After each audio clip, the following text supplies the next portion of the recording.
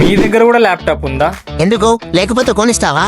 అంత బడ్జెట్ లేదులే. మరి హాయ్ గాయ్స్, నా పేరు రాజేష్. ఇంటర్ అయిపోగానే ప్రతి నిబ్బగడ్ల ఏ బీటెక్ డిగ్రీ జాయిన్ అయ్యాక పైథాన్, జావా, C++ లాంటి మంచి మంచి ప్రోగ్రామింగ్ లాంగ్వేజెస్ నేర్చుకొని ఫైనల్ ఇయర్ వచ్చాక మహర్షి మూవీలో మహేష్ బాబులో ఏదో ఒక పెద్ద కంపెనీకి CEO అయిపోదామని ప్లానింగ్ లో ఉండే. సీఈఓనా? పెద్ద ప్లానింగే.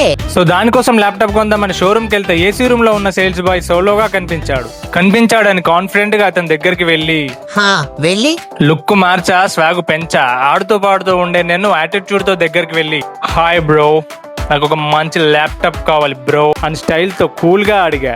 ఇచ్చాడా మరి? లేదు, స్టైల్ ఫెయిల్ అయింది, కూల్ ఫూల్ అయింది. అదేంటలా?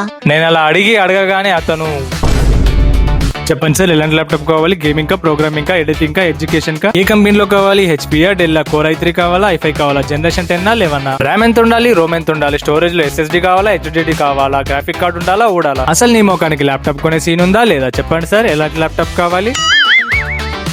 సార్ మిమ్మల్ని జస్ట్ ల్యాప్టాప్ కావాలి అంతే. కనీసం కావాల్సిన కాన్ఫిగరేషన్స్ కూడా తెలియదు కానీ కంపెనీకి సీఈఓ అయిపోతాడు అతను. అబ్బత్త అంటే అప్పట్లో నా మైండ్ సెట్ అలాంటిది మావా.